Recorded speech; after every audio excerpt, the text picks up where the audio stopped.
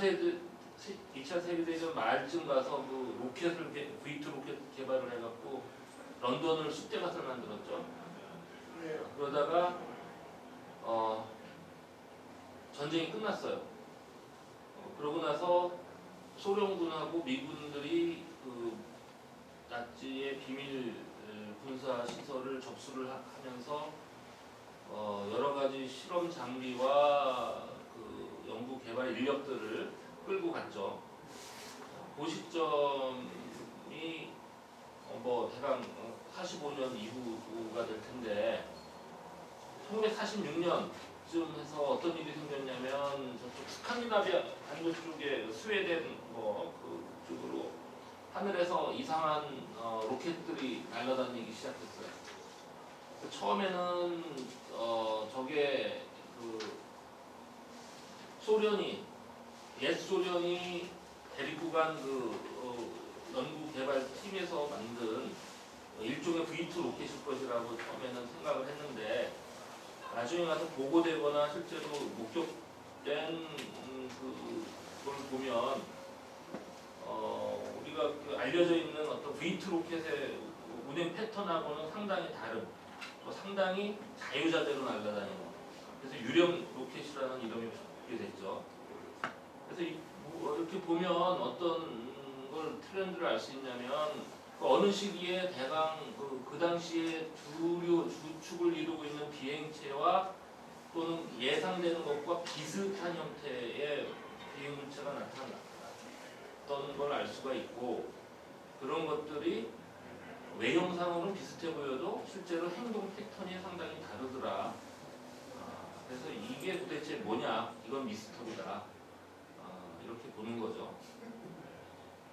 자, 그게 46년도쯤 있었던 일인데 47년도 돼서 미국에서 본격적으로 난리가 나기 시작해요. 두 가지 방향으로 보는데, 한쪽은 군사 시설 쪽에 특히 이제 그 미국에서 개발한 핵무기 기지, 핵기지 근처에 이상한 비행체들이 막 나타나서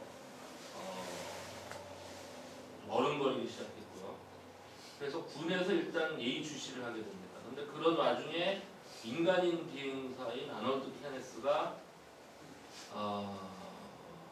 자기 자가용 비행기를 타고 이제 운행을 하다가 때를 지어서 가는 비행체를 목격을 하죠. 그리고 그거를 비행 중에 언론사에다가 연락을 하고, 또 경찰이나 이쪽에다 보안관, 저 사람이 보안관 뭐 저것도 갖고 있어요. 당시 민간인이지만 그 치안 쪽에도 관여를 했기 때문에 일단 신뢰도가 상당히 높은 사람이었고 실업인가인데, 저 사람에 의해서 이제 전 세계적으로 AP 통신을 이런 데서 굉장히 믿을 만한 사람이 워싱턴주의 레이니어 국립공원이죠. 상공에서 이상한 비행체를 봤는데 속도가 굉장히 빠르고 생긴 게 비행 접시 찻잔을 날아가는 것처럼, 그 물 위에서 이렇게 튀어가는 것처럼 아주 이상한 비행 패턴을 갖고 있는 그런 비행체를 목격을 했다. 자, 그래서 처음에 알려진 게 비행 접시라고 이제 알려졌죠. 또 그때로부터 뭐 한 일주일 정도 지나서 그 로스웰이라는 데서 목장에 비행체가 떨어졌고 그게 플라잉 소서, 그러니까 지상에 추락한 거를 수거했다. 그래서 이제 민간 차원이 아니라 국내에서 저걸 발표를 하면서 난리가 났는데, 그 내용들은 여러분들이 굉장히 잘 아실 거예요. 그래서 그 당시에 한때 소란스러웠다가 잠잠해졌는데 최근에 굉장히 지난 한 20년 동안 굉장히 시끄러웠죠. 자, 근데 문제는 뭐 여러분들 다 아는 거는 제가 건너뛰고,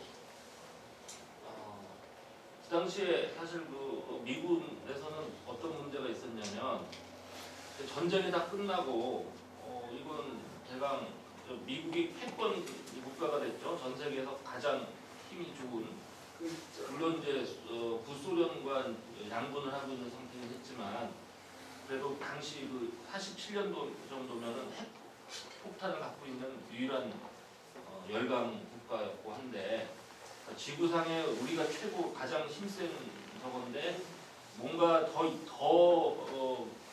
발달된 형태의 비행 패턴을 보이는 물체들이 나타난다는 것은 미국의 그 군 수뇌부에서 도저히 이건 이해를 할 수가 없는 그런 상황이었고요. 그래서 그 당시에도 여러 가지 얘기가 나왔어요. 그 나치 잔당 얘기도 나왔고 그렇지만 가장 그 유력한 그 혐의자는 그 옛 소련이었고요. 그러니까 다시 말해서 나치가 상당히 그 비밀 병기를 여러 가지를 개발을 했는데 그 중에서 미군의 정보부가 미처 캐치 못하는 거를 그 옛 소련 쪽에서 먼저 가서 선점해서 들고 가서 장난질을 치고 있다. 이게 가장 유력한 당시에 군 정보부서의 판단이었던 걸로 알려졌고 근데 그런 쪽으로 몰고 가죠. 그래서 48년도 쭉 넘어가면서 여러 가지 그 프로젝트들이 이어지는데 근데 문제는 1947년도 당시에 그때는 미국에 적이 없었어요. 그 공군이 없었고 육군의 항공 부대가 있었죠. 48년도경에 이제 독립이 분리가 되는데 그래서 그 당시에 군수항공사령부에서 만들어낸 보고서가 저 맨 아래 오른쪽에 있는 건데 그 내용을 이제 봤더니 이거는 일단 미군 자체가 갖고 있는 공군력을 훨씬 뛰어넘는 건 그만할 나위도 없거니와 소련에서 저런 걸 만든다는 것도 좀 말이 안 된다는 정도의 수준의 그런 걸 보이더라는 거죠. 그래서 48년도에 여러 가지 그 전문 인력들 간에 서로 간에 설전이 자체적으로 있었는데 저 보고서를 쓰는데 기여했던 사람들은 어떤 쪽이었냐면 외계인 쪽이었어요. 이건 외계인이 아니고서는 지구상의 어떤 그런 기술이 아니다. 근데 반대편에 섰던 쪽은 그 나치에서 이미 그 비행 접시 형태의 그런 비행 물체를 개발했다는 그런 것이 있기 때문에 그 연장선상에서 보면 충분히 저건 가능하다는 얘기가 한쪽에서 나왔죠. 그런데 저쪽 보고서를 쓴 쪽에 있던 전문가들은 그거를 근데 기본적으로 그런 비행 접시 형태, 원반 형태의 비행체가 어떤 적절한 항공 기술과 접목되면 상당히 이 대기 중에서 날아다니는데 굉장히 유용하다는 거는 알고 있었어요. 그래서 저희 관여에 있던 사람 중에는 그쪽 분야로 특허를 쓴 사람도 있었고요. 근데 그 사람들이 저 보고된 내용을 분석해 보니까 나치에서 개발한 그 수준으로는 지금 당시에 보고됐던 거하고는 전혀 비교의 대상이 안 되더라는 거죠. 그래서 1948년도에 저 보고서 썼던 사람들 중에서 외계인 가설을 내세웠고 수뇌부로 그 보고서가 올라갔다가 어느 순간에 갑자기 그쪽 지지했던 사람들이 다 잘려나가죠. 그러면서 이제 사실상 이미 초기에 그 미군의 공식 UFO 조사 프로젝트는 거의 유명무실하게 그렇게 흘러가죠.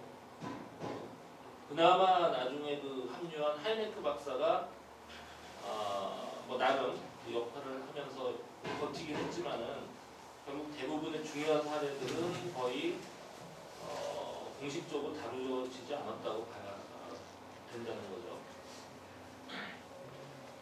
자, 그래서 1948년도에 한번 그렇게 외계인 가설이 급부상했다가 바로 철퇴를 받은 다음에 한동안 이제 좀 잠잠했었죠. 그러다가 52년도 워싱턴 상공에서 나타나고 한번 난리가 났고, 근데 재밌는 게 그 52년도에 미국 워싱턴 상공에 나타난 것도 중요하지만 우리나라 6.25 그때 우리나라 한반도 상공에도 UFO 굉장히 많이 나타났고 미군 조종사나 호주 조종사들이 그걸 많이 목격을 했고 그거를 지금 리차드 하인즈라는 저 박사가 미국의 박사가 채록을 다 했어요.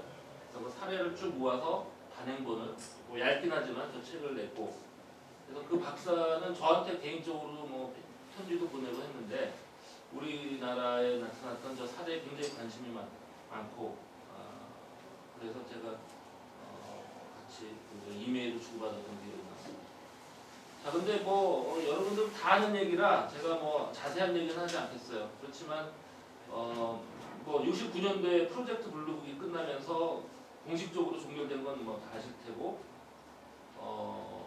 그래서 미국에서는 공식적 종결이 됐는데 70년대에 계속 또 문제가 되고 그러니까 언론에서 계속 주기적으로 72년도, 77년도, 80년도 이렇게 문제가 되고 있죠. 자, 그러다가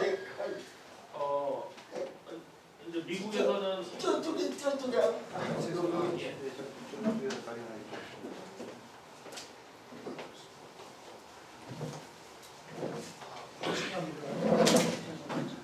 공식적으로는 이제 전혀 국방에 전혀 문제가 되는 그런 게 아니 위협이 안 된다고 결론 내렸기 때문에 그게 항상 일관된 69년 이후에 미국 정부의 태도였고 근데 이제 그 유럽 쪽에서 오히려 문제가 되기 시작했죠. 그래서 1974년도에 프랑스 국방상이 1950년대 초에 프랑스에서 굉장히 UFO들이 많이 나타났다. 뭐 이걸 인터뷰에서 흘리는 바람에 문제가 됐었고 그 이후에 미국 1976년도에 미국 CIA에서 이란에 있었던 그 UFO 사건들이 보고되고 그 다음에 스페인에서도 뭐 카나리 제도에서 발견된 목격된 UFO 얘기 뭐 이런 것들이 또 논란이 되고 그래 왔습니다. 그러다 유엔에 맨 마지막 밑에 아래 거는 이제 유엔에서 문제가 돼서